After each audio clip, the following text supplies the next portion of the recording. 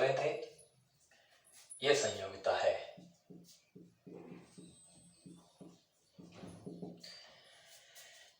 लड़की पहुंच जाती है यहाँ। लड़की ने आकर के पूरी सूचना दी। पिछली वीडियो में हमने पढ़ा था पृथ्वीराज चौहान के पास में आकर के पृथ्वीराज चौहान ने पूछा कि संयोगिता है कैसी। तो लड़की ने बताया कि जो संयोगिता है वो बहुत ज़्यादा तबीयत खराब है उसकी, उसको बंद कर रखा है, उसका स्वयंवर किया जा रहा है। तो दोस्तों अब देखिए क्या होता है। तो पृथ्वीराज की जो बुद्धि मैंने बताई थी उसका नाम था चंद्रवरदाई। चंद्रवरदाई से पृथ्वीराज सलाह लेता है कि करें क्या, कि करना क्या है। पृथ्वीराज बोलता है आक्रमण करते हैं। तो चंद्रवरदाई ने कहा कि वहां स्वयंवर में पूरे देश के, हिंदुस्तान के सारे राजा जो हमारे दुश्मन है वो सारे के सारे मौजूद हैं, इसलिए हम आक्रमण नहीं कर सकते। तो क्या करें फिर। तो चंद्रवरदाई ने उस लड़की से कहा कि हमें वो महल का, पूरे महल का नक्शा दीजिए, नक्शा बताओ, पूरा लोकेशन बताइए कि किस तरीके से वहाँ सिस्टम है, कैसे कैसे सेना लगी हुई है। तो उस लड़की ने पूरा के पूरा नक्शा दे दिया कि महाराज यहाँ पर संयोगिता बंद है, दुर्ग के मेन गेट पर आपकी मूर्तियां लगी हुई हैं, ठीक है, कोई दिक्कत नहीं है।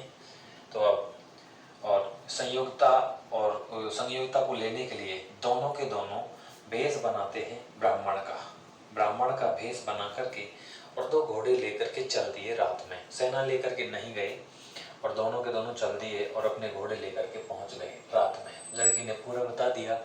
अब देखिए हम पहुंच गए हैं कन्नौज में।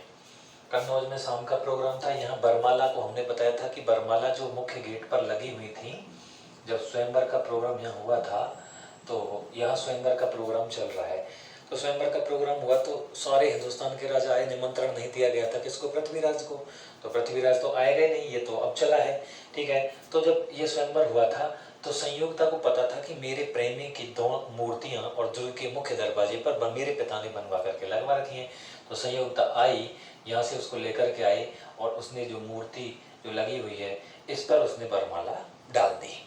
तो यहाँ पहली बात तो यही मिस्टेक हो गई क्योंकि उसने अपना बल चुन लिया था। लेकिन जयचंद बोलता है कि अभी लड़की की थोड़ी सी मानसिक स्थिति ठीक नहीं है इसलिए, और उसे आपसे बरमाला छूट गई है। हम स्वयंवर का प्रोग्राम हमारा अभी चल रहा है तो हम कल रखेंगे इस रस्म को। तो अब संयोगिता को यहाँ बंद कर दिया गया और इधर रात में हम लोग यहाँ से पहुँच जाते हैं। पृथ्वीराज चौहान चंद्रवरदाई घोड़े लेकर के पहुँच गए। अब देखिए, अब महल के चारों तरफ रात में पहुँच गए, चारों तरफ घूम के आ जाएं, कोई सुराग नहीं मिलता है कि कैसे संयोगिता को लेकर के जाएं। दोस्तों हम 3 चीज़ लेकर के गए हैं। एक तो हम सिंदूर लेकर के गए हैं, ठीक है ना, एक हम अंगूठी लेकर के गए हैं, याद करने के लिए मान लेते हैं अंगूठी लेकर के गए हैं। चंद्रवरदाई पंडित था। अब ये चले जाते हैं, चारों तरफ घूम लें, महल के दुर्ग के चारों तरफ घूम लें, लेकिन कोई सिस्टम नहीं बने। दोस्तों रात पृथ्वीराज चौहान बोलता है कि सुबह हो जाएगी तो दिक्कत हो जाएगी। तो चंद्रवरदाई सोचता है गेट लगाओ, गेट पर बड़े बड़े लॉक लग रहे हैं तो ये लॉक नहीं टूट सकते हैं। अब क्या करें। देखिए इस जगह पर हम पहुंच गए यहाँ पर, और यहाँ एक मैंने बताया था यहाँ लगा हुआ एक जंगला, लोहे का भारी भरकम जंगला, बहुत वजनदार जंगला था, वो यहाँ लगा हुआ था। अब यहाँ दिमाग लगाया चंद्रवरदाई ने कि ये उखड़ जाएगा तो अंदर कूद जाएगा पृथ्वीराज, मांग भर देगा और अपनी रस्म कर देगा और हम लेकर के आ जाएंगे। तो अब देखिए चंद्रवरदाई का दिमाग खराब, पृथ्वीराज का दिमाग खराब। पृथ्वीराज बोलता है अच्छा रहता हम सेना को लेकर के आते, कम से कम कुछ ना कुछ तो निकलता हल। तो इतनी देर में ही चंद्रवरदाई बोलता है कि हल निकल गया, मिल गया हल। दोनों खड़े हैं यहाँ, हल निकल गया। उसने कहा क्या हल निकल गया। उसने कहा ये दिखाई दे रहा है ये जगह, कि ये तो लोहे का जंगला है बहुत बड़ा, ये तो नहीं उखड़ेगा मेरे पे। तो उसने कहा, उसने एक बात याद दिलाई जो हम याद करने के लिए पढ़ रहे हैं कि गदर फिल्म में जब सनी देओल हैंडपंप को उखाड़ सकता है तो क्या हम इस जंगले को नहीं उखाड़ सकते। दोस्तों ऐसी उसको जोश भरी बात कही और थोड़ी सी देर में ही पृथ्वीराज चौहान की भुजाओं में दम था, उसने जंगला उखाड़ के साइड में रख दिया। ये क्लियर, ठीक है ना। यहाँ दोनों के घोड़े लगे हुए हैं और पृथ्वीराज चौहान से चंद्रवरदाई बोला जल्दी से अंदर कूदो, जाओ और रस्म अदा करो। तो कूदे तुरंत। वहाँ संयुक्ता लेटी हुई थी। अब दोस्तों संयुक्ता लेटी हुई थी वहाँ पर। अब देखिए संयुक्ता लेट रही तो संयुक्ता की एकदम से आंखें खुली। संयुक्ता बोली कौन। उसने कहा मैं। आ गए आप। हाँ हमको आना ही था। तो तुरंत ही तुरंत उसने कहा हाथ कर, अंगूठी पहना दी और मांग भर दी। और दोस्तों ये लीजिए, ये घोड़ा तैयार है। पृथ्वीराज चौहान बोलता है उससे कि और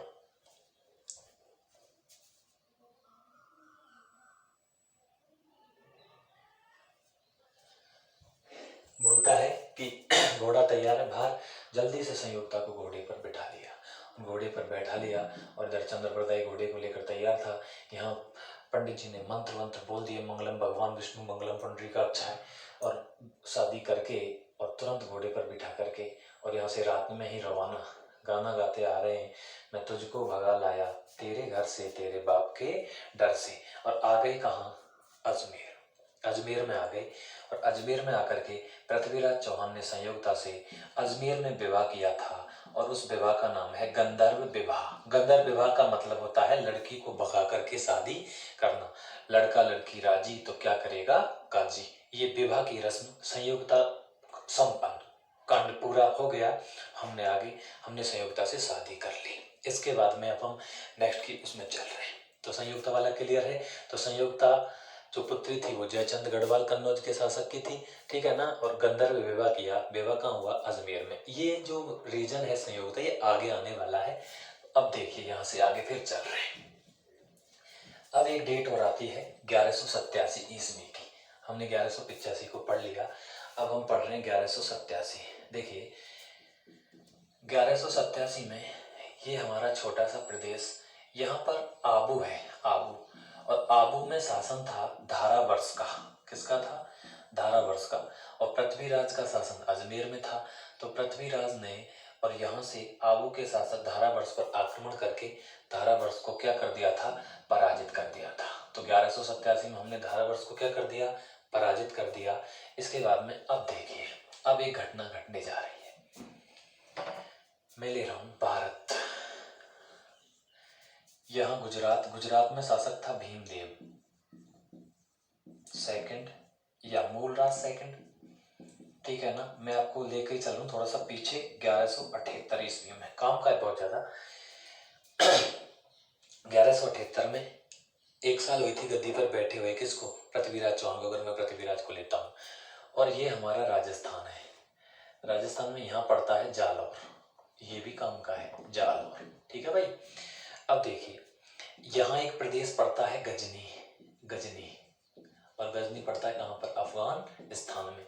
यहाँ का एक शासक था जो 1173 में गद्दी पर बैठा था, उसका नाम है मोहम्मद गौरी, ठीक है। तो मोहम्मद गौरी ने आक्रमण किया था 1178 ईस्वी में। किस पर किया था मोहम्मद गौरी ने आक्रमण? भीमदेव सेकंड पर या मूलराज सेकंड पर, गुजरात के शासक, चालुक्य शासक पर, जिसने 1183-84 में हमने पढ़ा था हरा दिया था पृथ्वीराज चौहान ने। तो 1178 में दोनों के बीच में युद्ध होता है। यहाँ आबू पड़ता है, तो मैं लिख रहा हूँ अहिलवाड़ा युद्ध। कौन सा युद्ध? अहिलवाड़ा। इसको मैं कह सकता हूँ दूसरा अहीरवाड़ा, अहीरवाड़ा युद्ध। और ये युद्ध हुआ था आपका सिरोही में। कहाँ हुआ था? सिरोही में। किस किस के बीच में हुआ था ये? मोहम्मद गौरी और भीम देव के बीच में। तो मैं लिख रहा हूँ मोहम्मद गौरी वर्सेज भीम सेकंड के बीच में गुजरात। इतना खतरनाक युद्ध था, इसमें बुरी तरह से पराजित कर दिया था भीमदेव ने। किसको? मोहम्मद गौरी को पराजित कर दिया। और मोहम्मद गौरी यहाँ से भाग जाता है। कहाँ चला जाता है? गजनी। लेकिन एक युद्ध और पढ़ते हैं 1178 का। 1178 में ही एक युद्ध और हुआ था जिस युद्ध का नाम है कायंद्रा युद्ध। ये ध्यान रखना, राजस्थान का कायंद्रा युद्ध। और ये हुआ था सिरोही में, ठीक है ना। तो अब देखिए हम जब पढ़ेंगे मैं आपको बताऊंगा। यहाँ जालौर का शासक, जालौर में उस टाइम पे था कीर्तिपाल चौहान। कीर्तिपाल चौहान जो चौहान वंश का संस्थापक है जालौर में, कीर्तिपाल चौहान। तो ये युद्ध कायंद्रा का युद्ध 1178 में हुआ था मोहम्मद गौरी के बीच वर्सेज कीर्तिपाल के बीच। तो इसने कीर्तिपाल ने भी और इस मोहम्मद गौरी को बुरी तरह से युद्ध में क्या कर दिया? पराजित कर दिया था। तो जीत कौन गया था? कीर्तिपाल। तो एक चीज ध्यान रखना, राजस्थान के किस शासक ने सबसे पहले मोहम्मद गौरी को हराया था? तो किसने हराया था? कीर्तिपाल। क्योंकि कीर्तिपाल कहाँ का है? जालौर का शासक है। ये कीर्तिपाल चौहान इसको हरा चुका है। तो ये 1178 में दो युद्ध हुए थे, जो एक तो गुजरात के शासक से हुआ था और एक सिरोही के हमारे जालोर के शासक से हुआ था कायंद्रा का युद्ध। अब ये मोहम्मद गौरी है कहाँ का? गजनी का, ठीक है ना। मोहम्मद साबुद्दीन गौरी इसका नाम है, गजनी अफगानिस्तान में पड़ता है, वहां का शासक था। अब देखिए साहब, तो ये बुरी तरह से पीट करके भगा दिया गया था हमारे यहाँ के शासकों द्वारा, ठीक है ना। तो हमने 1178 का युद्ध समझने के लिए, क्योंकि राजस्थान में हुआ है इसलिए उसकी जरूरत बहुत ज्यादा पड़ती है हमको। तो अब चलेंगे आगे। अब देखिए 1191, ये वही हमारा, ले लीजिए 1191, और युद्ध पढ़ रहे हैं हम तराइन का युद्ध, पहला तराइन ऑब्लिक तरावड़ी ऑब्लिक तोरायण, एक ही नाम है, ध्यान रखना। पड़ता है ये कहाँ? करनाल, और करनाल पड़ता है कहाँ? हरियाणा में। ये युद्ध होता है। अब सुनिए किस किस के बीच में होता है ये युद्ध। मान लेता हूं मैं, यहां बना देता हूं गजनी, यहाँ गजनी, और गजनी में कौन है? गजनी अफगानिस्तान में। यहाँ का शासक कौन है? मोहम्मद गौरी। अब ये हार चुका है, बुरी तरह से पराजित कर दिया था 1178 में। अब ये 1191 ईस्वी में मोहम्मद गौरी अपनी सेना को लेकर के आता है, लेकिन 1191 में चला मोहम्मद गौरी अपनी सेना को लेकर के, तो मोहम्मद गौरी का जो साथ में जो एक व्यक्ति आया था 1191 में, एक संत आए थे, ख्वाजा साहब। कौन आए थे? ख्वाजा साहब मोइनुद्दीन चिश्ती। ख्वाजा साहब मोइनुद्दीन चिश्ती ये 1191 में मोहम्मद गौरी के साथ में भारत आए थे, जब शासनकाल था पृथ्वीराज का पूरे भारत में, ठीक है। अब देखिए क्या होता है, सेना को लेकर के आ जाता है। हमारा शासन है अजमेर में और कहाँ? दिल्ली में, दो जगह बना देते हैं, ठीक है ना। तो अब युद्ध होता है, बड़ा खतरनाक है। यहाँ मोहम्मद गौरी का एक सेनापति, दोनों के बीच में जो मैदान फिक्स किया गया वो तराइन का मैदान, तरावड़ी तोराइन करनाल हरियाणा में 1191 का युद्ध पढ़ रहे हैं। अब देखिए हम युद्ध को लेकर के चलते हैं। तो ये तराइन का मैदान है हमारा। देखिए इधर से पृथ्वीराज चौहान की सेना, पृथ्वीराज चौहान, तलवार का वजन 80 किलोग्राम, सेनापति है हमारा खांडेराव, ध्यान रखना खांडेराव, ठीक है ना। और दिल्ली का जो गवर्नर था, दिल्ली गवर्नर वो है गोविंद राय। दिल्ली का गवर्नर कौन है? गोविंद राय, ठीक है ये। और ये हमारा क्या है? सेनापति। प्रारंभिक सेनापति हमारा भुवनमल था, और इस युद्ध में हमारा सेनापति खांडेराव। इधर से मोहम्मद गौरी, पानीपत की लड़ाई पड़ रहे हैं। मोहम्मद गौरी का सेनापति है काजी जियाउद्दीन गाजी, काजी जियाउद्दीन, ठीक है ना। अब देखिए मैं यहाँ बना देता हूँ, यहाँ बैठा है गद्दी पर कौन? मोहम्मद गौरी, हाथी पर बैठा हुआ है, ठीक है भाई। इधर से हमारा पृथ्वीराज चौहान, दोनों की सेनाएं आमने सामने, इधर आमने सामने। अब युद्ध होता है शुरू। तो युद्ध शुरू हुआ तो हमारी सेना चलती है युद्ध करने के लिए। तराइन का युद्ध पढ़ रहे हैं हम, पहला तराइन का प्रथम युद्ध, पहला युद्ध, तरावड़ी तराइन तोराइन करनाल हरियाणा। हमारी सेना चली, युद्ध खतरनाक तरीके से चल रहा था। पृथ्वीराज चौहान युद्ध को जीत रहा था, क्योंकि पृथ्वीराज चौहान की तलवार का वजन ही 80 किलो था, तो लड़ने में बहुत एक्सपर्ट था, बहुत तेज था। अब देखिए दोस्तों, अब गोविंद राय जो दिल्ली का गवर्नर था, ध्यान रखना ये दिल्ली का गवर्नर था ये, और मोहम्मद गौरी के पास में पहुंच जाता है, और ये सोचता है कि अगर मैं मोहम्मद गौरी को मार देता हूँ तो महाराज का भरोसा, पृथ्वीराज का भरोसा मेरे पर ज्यादा हो जाएगा, और मुझे हमेशा के लिए दिल्ली का गवर्नर नियुक्त कर दिया जाएगा, ठीक है ना। तो यहाँ इसने घोड़ा लगाया, साइड में मान लेते हैं, और इसने ऐसे इस पर भाले से वार किया, दांत भींच के भाला दे रहा था ये ऐसे यूं। तो दोस्तों घोड़े पर था, ये हाथी पर है, तो ऊपर से, और इसने एक भाला मारा, किसने? इसने भी भाला मारा। तो वो भाला और इस गोविंद राय के दांतों पर आके लगा, और गोविंद राय के अगले दो दांत टूट गए, इसके दो दांत टूट जाते हैं। इसको गुस्सा आता है और ये एकदम से भयंकर तरीके से इसमें भाला मारता है। इतनी देर में ही लड़ते लड़ते लड़ते लड़ते और पृथ्वीराज चौहान अपने घोड़े को लेकर के वहां पहुंच जाते हैं। पृथ्वीराज चौहान ने तलवार से इस पर प्रहार किया तो ये नीचे गिर जाता है। कौन? मोहम्मद गौरी नीचे आ गया, और मोहम्मद गौरी जैसे नीचे गिरा तो पृथ्वीराज चौहान इसे जैसे ही तलवार से मारना चाहता है तो ये हाथ जोड़ देता है, क्योंकि इससे पहले भी हाथ जोड़ चुका है ये। तो ये अभी 16वीं बार हाथ जोड़ रहा है कि महाराज मुझे माफ़ कर दीजिए, मैं तो गरीब हूँ, मेरे पास तो कुछ है नहीं, इसलिए मैं चला जाऊँगा, अब आपके सामने कभी जिंदगी में नहीं आऊँगा, मुझे धन दे देना। तो इस युद्ध में और पृथ्वीराज चौहान ने जिंदा छोड़ दिया था। ये गलती सबसे बड़ी की है, मोहम्मद गौरी को जिंदा छोड़ दिया। और इस युद्ध को कौन जीत जाता है? पृथ्वीराज चौहान जीत जाता है। लेकिन इसमें एक शर्त थी, ठीक है हम तुझे छोड़ देंगे, हम तेरा क्या करेंगे, हम तो वैसे भी हिंदू में मारेंगे नहीं तेरे को, लेकिन हमने इसके सेनापति काजी जियाउद्दीन गाजी को बंदी बना लिया था।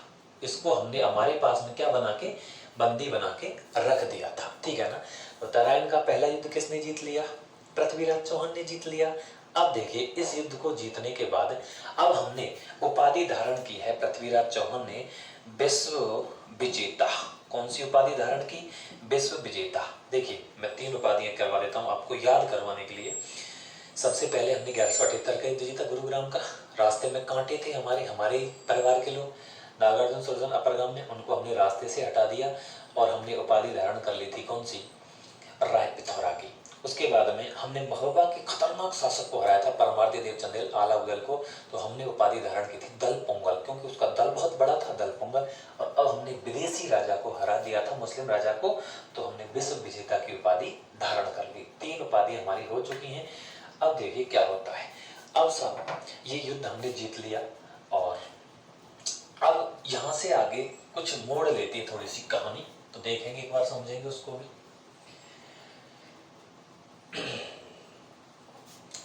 यहां से समझना थोड़ा सा। 1100 हमने 91 भी पढ़ लिया, 1191 और 1192। अब 92 की डेट आएगी। इधर मोहम्मद गौरी बना देते हैं, मोहम्मद गौरी प्राण छोड़ दिया हमने जिंदा, गजनी में है ये, गजनी। और यहाँ पर बना लेते हैं हम कौन? आपका कन्नौज। कन्नौज का शासक कौन है? जयचंद, ठीक है ना, जयचंद। अब जयचंद सोचता है, क्योंकि जयचंद की पुत्री संयुक्ता ने स्वयंवर विवाह किया था, गंधर्व विवाह किया था, तो उठा के ले गया था, तो इसकी बेइज्जती हुई थी, ताकतवर था, इसको भी पराजित कर दिया है पृथ्वीराज चौहान ने। अब देखिए इस जयचंद ने पत्र लिखा किसको? मोहम्मद गौरी को, गजनी, कि आप एक बार युद्ध और करो। किससे? पृथ्वीराज से। तो मोहम्मद गौरी बोलता है कि अब मैं युद्ध नहीं करूंगा, मेरे को उसने 16 बार माफ कर दिया है, 16 बार। अगर मैं अब जाता हूं तो मुझे माफ नहीं किया जाएगा, मार दिया जाएगा। तो कन्नौज के शासक ने पत्र में लिखा था कि मैं तुझे 20,000 की फौज दूंगा और हरावल दस्ते का, युद्ध में हरावल दस्ते का नेतृत्व मैं करूंगा। हरावल क्या होता है? सेना का अगला भाग, हरावल, और चंद्रावल होता है सेना का पिछला भाग, ठीक है ना। तो हरावल दस्ते का नेतृत्व मैं करूंगा और मेरी फौज पहले ही पानीपत के में उसमें आपके तराइन के मैदान में आ जाएगी, मैं तैयार रहूंगा, मैं लड़ूंगा। तो ये दिमाग लगाता है गौरी कि कोई दिक्कत नहीं रहेगी, क्योंकि राजपूतों का युद्ध होगा, अगर मेरी हारने की स्थिति आएगी तो मैं अपने हाथी घोड़ों को लेकर के वापस भाग जाऊंगा। तो ठीक है, तो इसने एक जवाब दिया था, मैं आ तो जाऊंगा लेकिन अभी मुझे 1 साल का टाइम चाहिए, 1 साल का टाइम। 1191 में भाग गया, पत्र लिखा 1192 में, उसने कहा मुझे 1 साल का टाइम चाहिए। तो जयचंद बोलता है क्यों? क्योंकि 1 साल तक मैं अपनी सेना को खतरनाक वाला प्रशिक्षण दूंगा, खतरनाक प्रशिक्षण दूंगा 1 साल। इधर क्या होता है देखिए, यहाँ तो 1 साल तक प्रशिक्षण चला, गौरी ने अपनी फौज को प्रशिक्षण दिया, उसने देख लिया था कि कितनी ताकत, 16 बार तो पता लग ही जाएगा ना कितनी ताकत है। यहाँ क्या होता है, यहाँ पृथ्वीराज चौहान की जो एकदम खतरनाक वाली रानी थी संयोगिता कहती है कि महाराज अब हमारे सामने लड़ने के लिए विश्व में कोई नहीं है, इसलिए आपने बहुत युद्ध लड़े हैं, अब जो टाइम है वो है किसका? प्यार का। अब हम सिर्फ प्यार करेंगे, युद्ध अब हमारे सामने वैसे भी कोई लड़ने नहीं आएगा। तो यहाँ तक हमने 1 साल तक सिर्फ क्या किया? प्यार किया। और यहाँ 1 साल तक क्या हुआ? प्रशिक्षण हुआ। देखिए ये चीज आपको याद करवा देगी, प्यार प्रशिक्षण याद रह जाएगा, ठीक है। तो यहाँ तो सेना प्रशिक्षण कर रही है और यहाँ प्यार हो रहा है, तो हमारी तो सेना भी ऐसी हो जाएगी, ठीक है ना। अब देखिए क्या होता है इधर, अब 1192 की डेट आ जाती है, मैं 1192 लिख रहा हूँ, ठीक है भाई। और 1192 में इस मोहम्मद गौरी ने और पत्र लिख दिया किसको? पृथ्वीराज को। पत्र लिखा, पत्र किसके पास में पहुंचेगा? चंद्रवरदाई के पास में। चंद्रवरदाई उस पत्र को लेकर के कहाँ पहुंचा? दरबार में, राजा के पास में। राजा के पास में संयोगिता थी, तो वो पत्र चंद्रवरदाई ने कहा पृथ्वीराज से कि महाराज मोहम्मद गौरी दोबारा से युद्ध लड़ने के लिए आ रहा है, वो मानेगा नहीं, अब की बार उसे मार देना चाहिए। तो पत्र संयोगिता ने पढ़ा और बोली भाई साहब अब क्यों टेंशन ले रहे हो? जिस आदमी को हमने 16 बार पराजित कर दिया, एक बार और हरा देंगे। ये इसमें बुद्धि उतनी थी क्योंकि बुद्धि इसकी ये थी। अब ये यहाँ से इसने कहा कि कोई टेंशन नहीं, हरा देंगे। बात यहीं क्लियर दब गई। दोबारा पत्र लिखा कि मैं चल दिया हूँ, या तो इस्लाम स्वीकार करो नहीं तो मैं आक्रमण करूंगा। इस्लाम स्वीकार करो नहीं तो मैं आक्रमण कर दूंगा। तो चंद्रवरदाई ने पत्र पढ़ा। चंद्रवरदाई अब की बार गुस्से में पत्र को लेकर के महाराज के पास में पहुंचा। वो पत्र महाराज से संयुक्ता ने ले लिया। संयुक्ता ने कहा, भाई साहब क्यों टेंशन करते हो, कुछ नहीं होगा, उसको पैसे चाहिए, उसको पैसे दे देंगे, वो चला जाएगा वापस। अब गजनी से वो अपनी फौज को लेकर के बठिंडा पहुंचा पंजाब में। कहाँ पहुंचा? बठिंडा पंजाब। और यहाँ से उसने पत्र लिखा था कि मेरे 2 पत्रों का आपने कोई जवाब नहीं दिया है, अब लड़ने के लिए मैं आ गया हूँ और मेरी फौज आ चुकी है, अब आप इस्लाम स्वीकार कर लो। दोस्तों अब पत्र को लेकर के चंद्रवरदाई पहुंचा तो दोस्तों संयुक्ता ने वो लिया। संयुक्ता ने वही बात कही। तो ये बोलता है चंद्रवरदाई किससे? पृथ्वीराज से, कि महाराज इस गोरी को छोड़ो, इस गोरी में कुछ नहीं है, ठीक है ना, लेकिन ये गोरी हाथ से नहीं निकलना चाहिए। अब की बार आ चुका है वो, बहुत विशाल फौज लेकर के अब की बार वो आया है। तो अब देखिए, अब जैसे ही ये बठिंडा से और कहाँ आता है? तराइन के मैदान में। हम तराइन लिख देते हैं। तराइन का कौन सा युद्ध पढ़ रहे हैं हम? सेकंड युद्ध। तराइन के मैदान में जैसे ही आ जाता है मैदान में, तो इसको मिलना चाहिए था कौन? जयचंद, फौज लेकर के, जबकि यहाँ कोई नहीं मिला। तो मोहम्मद गौरी समझ गया कि जयचंद ने मेरे साथ में चाल चल दी, अब क्या करें? तो यहाँ से इसने और पत्र लिख दिया दोबारा से। किसको? पृथ्वीराज को। चंद्रवरदाई ने पत्र पढ़ा। उस पत्र में लिखा था कि महाराज मैं युद्ध करने नहीं बल्कि मैं संधि करना चाहता हूँ, मैं युद्ध नहीं करूँगा। तो चंद्रवरदाई बोलता है इससे, पृथ्वीराज से, कि महाराज कोई ना कोई लफड़ा है जिसने 2 बार युद्ध के पत्र लिखे और अब की बार उसने और ये पत्र लिखा है, कुछ ना कुछ तो चक्कर है। तो दोस्तों अब संधि का, तो इनके दिमाग में क्या बात रही कि संधि होगी सिर्फ। तो मैदान तो आ गई यहाँ पर। तो अब देखिए पृथ्वीराज चौहान 1192 हम तराइन का सेकंड युद्ध, वही तराइन तोरावटी और तरावड़ी हम पढ़ रहे हैं। हमारा सेनापति वही है कौन? खंडेराव, ठीक है ना। अब की बात देखना। और अब की बार हमारा साथ में संधि के साथ में हम जा रहे हैं। हमें नहीं पता था कि वहाँ युद्ध होगा, क्या घटना घटती है ये देख लेते हैं हम नीचे। एक व्यक्ति और है हमारे पास में, अश्वपति प्रताप सिंह, ये और हमारे साथ में है। इधर तराइन के मैदान में आ गया कौन? मोहम्मद गौरी। वही हाथी पे बैठा देते हैं इसको, हाथी पे बैठा है ये,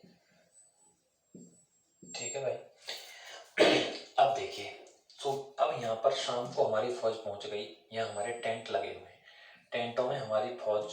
अब पृथ्वीराज ने कह दिया कि युद्ध तो होना नहीं है, संधि होगी, इसलिए आप और आराम से पार्टी कीजिए, सुबह संधि कर लेंगे। तो यहाँ हमारी फौज ने सिर्फ मस्ती की।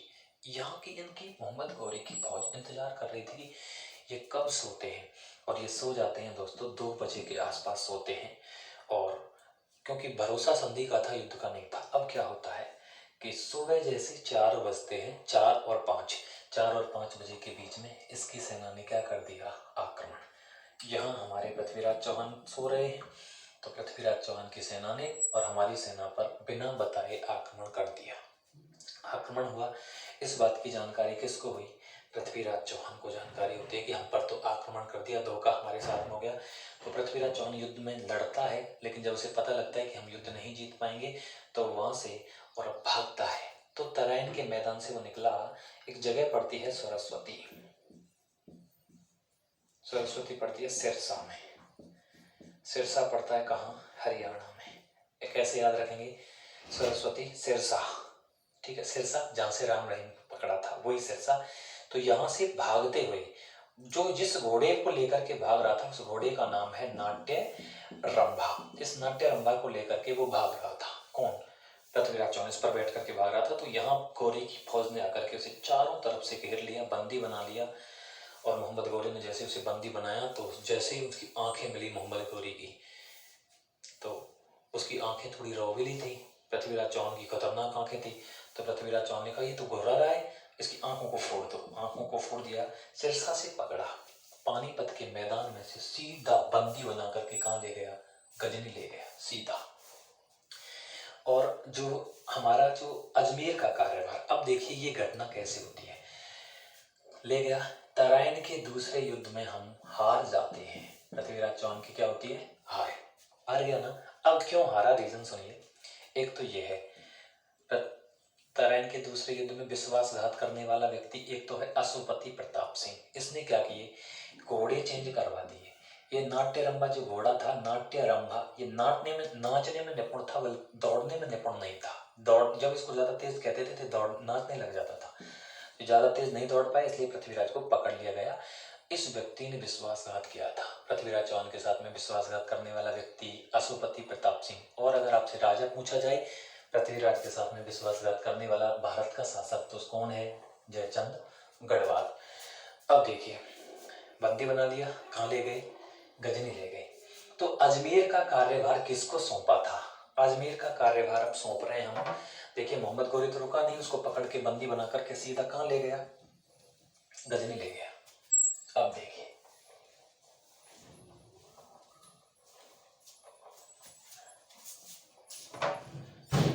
अजमेर का कार्यभार सौंप रहे हैं हम किसको?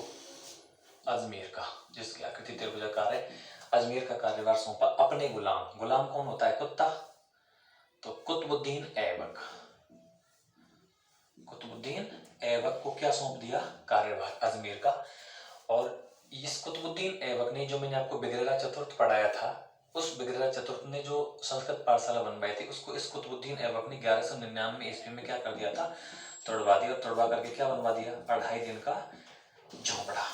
ये 2.5 दिन का झोपड़ा 16 खंबा महल है और फारसी का पहला स्तंभ लेख है ये। कर्नल जेम्स टॉड ने इस 2.5 दिन के झोंपड़े को देख करके कहा था कि जब ये पहले संस्कृत पाठशाला थी तो ये हिंदू स्थापत्य कला का अद्भुत नमूना है। 2.5 दिन का झोंपड़ा ये। अब यहाँ कार्यभार सौंप करके गजनी चला गया। अब हम गजनी को पढ़ रहे हैं अफगानिस्तान में, ठीक है ना। अफगानिस्तान में देश कौन सा है? गजनी। वही पहले अफगानिस्तान को गजनी कहते थे। गजनी ले गया। अब जैसे ही हम युद्ध को हार जाते हैं, तो युद्ध के हारने की पूरी सूचना किसके पास में थी? चंद्रवरदाई के पास में। अब चंद्रवरदाई का मूड खराब हो गया दोस्तों। चंद्रवरदाई ने सोचा कि मैंने खूब समझाया था कि संयोगता के चक्कर में कुछ नहीं है, और संयोगता ने तो पूरा मामला खराब करवा दिया, क्योंकि महाराज ने अपनी सेना को प्रशिक्षण नहीं दिया था। चंद्रवरदाई अब ब्राह्मण का भेष बना करके कहाँ पहुंच जाता है? इस गजनी में पहुंच जाता है। यहाँ सिंहासन पर बैठा रहता है। इस सिंहासन पर बैठा रहता है। कौन बैठा रहता है? मोहम्मद गौरी, इस सिंहासन पर, ठीक है। ब्राह्मण का वेश बना करके ये पहुंच जाता है। छोटी सी घटना और बता देता हूँ। जब हम तराइन के दूसरे युद्ध को हारे थे, तो हमारी एक रानी थी इच्छन कुमारी। इच्छन कुमारी को जब इस बात की सूचना मिली थी कि मेरे महाराज युद्ध में बंदी बना लिए गए, तो इच्छन कुमारी और उसको बचाने के लिए गई थी तराइन में। लेकिन हमारे राजपूत सैनिकों ने उसे मार डाला था। क्यों? क्योंकि हमारी सेना कम थी, हम हार गए थे। महाराज हमारा बंदी बना लिया गया था। पता नहीं ये मुसलमान इसको ले जाकर के पता नहीं इसके साथ में क्या करेंगे, इसलिए, और इच्छन कुमारी को मार दिया गया था। अब यहाँ से आगे गजनी में हम पहुंच गए। अब गजनी से जो घटना घटेगी वो बहुत ज्यादा काम की है। एक ग्रंथ पढ़ते हैं पृथ्वीराज रासो। आपने सबने सुना होगा, मैंने आपको बताया भी पृथ्वीराज रासो के लेखक वही कौन है? चंद्रवरदाई। और चंद्रवरदाई देखिए गजनी में पहुंच गए, ब्राह्मण का वेश बना करके पहुंच गए। और बात करता है मोहम्मद गौरी से कि महाराज आपने जिस राजा को बंदी बनाया है वो मेरा सबसे बड़ा दुश्मन है, उसने मेरे साथ में बहुत अत्याचार किए हैं।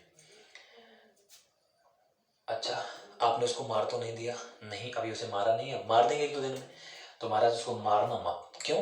क्या आप, तो ये बोलता है चंद्रवरदाई इससे, क्या आप पूरे विश्व के सम्राट बनना चाहते हो? कि हाँ। कैसे? कि जिसको आपने बंदी बनाया है, पृथ्वीराज को, जिसको आपने पृथ्वीराज मतलब चौहान को बंदी बना करके रखा हुआ है, उसके पास में और एक सबसे बड़ी कला है, या तो वो दशरथ के पास में थी या अब इसके पास में है। उस कला का नाम है शब्दवेदी बाण। शब्दवेदी बाण, शब्दवेदी बाण चलाता है। इसकी आंखें आपने फोड़ दी, आप निशाना बताएंगे वहीं कर देगा ये काम। और अगर ये विद्या इसने सिखा दी तो आप हमेशा के लिए विश्व विजेता बन जाओ। उसने कहा यार ये तो अच्छी बात है, इसको सिखाएगा कैसे? कि महाराज मैं सिखवाऊंगा, मेरे पास में इसकी है दवाई, मैं करवा सकता हूँ इस काम को, पहले मुझे मिला ही है उससे। तो ये यहाँ पहुंच जाता है, जेल में लेकर के जाते हैं, मुलाकात होती है। पृथ्वीराज चौहान आवाज को पहचान गया कि मेरा मित्र आ चुका है, कुछ ना कुछ कार्रवाई तो बनेगी। तो इशारों में इसने कुछ इशारे दिए अपनी भाषा में, इससे कह दिया कि जब तक मैं नहीं कहूँ जब तक वही काम करना, और अभी तुरंत राजी मत हो जाना सिखाने के लिए, आराम से धीरे धीरे कुछ अत्याचार होंगे तब सिखाना, नहीं तो ये हमें पहचान लेगा और हमें मरवा देगा दोनों को, और हमें मोहम्मद गौरी को मारना है। तो बहुत दिन हो गए दोस्तों, बहुत दिन हो गए, बहुत दिन हो गए। इस पर गर्म सरिये लगाए गए, बहुत अत्याचार पृथ्वीराज के साथ में किए गए, और अंत में बहुत दिनों के बाद ये अब राजी हो जाता है सिखाने के लिए। ठीक है, मैं शब्द वेदी बाण चलाना सिखा दूंगा। तो अब कल शब्द वेदी बाण चलाना सिखाया जाएगा इसके लिए। तो ये बैठा हुआ है यहाँ पर, कौन? मोहम्मद गौरी। और आज पूरी गजनी की पूरी फौज, पूरी जनता यहाँ है, विद्वान ये लीजिए यहाँ खड़े हैं पृथ्वीराज चौहान, वो सिखाएंगे कि कैसे चलाते हैं उसको। ये धनुष बाण दे रखे हैं, धनुष बाण लीजिए और देखिए। अब मोहम्मद गौरी नहीं बोलेगा, मोहम्मद गौरी यहाँ बैठा है, यहाँ चंद्रबरदाई खड़ा है। चंद्रबरदाई ने पूरा समझा दिया था कि मैं फुल नाप दूंगा तेरे लिए, तब तुझे तीर छोड़ना है। कहीं मोहम्मद गौरी बोल जाए और उसी तरफ तीर छोड़ दे तो वो बच जाएगा। ठीक है, बहुत देर हो गई, 20-25 मिनट तक ये तीर ही नहीं उठाए, नहीं बाण ऐसे नीचे कर रखे, पकड़ रखे। ये भूल गया कि मुझे बोलना नहीं था, लेकिन ये बोल जाता है, बोलता है कि पंडित जी क्या हो रहा है, तीर क्यों नहीं चला रहा है? तुरंत इसने तीर ऊपर कर लिया, क्योंकि आवाज आ गई ना, पता लगे ना कि आवाज इधर से आई है। ठीक है, तो अब ये शब्द बोलता है चंद्रबरदाई। ये बहुत अच्छी उक्ति है, खूब पूछी जाती है। 4 बांस 24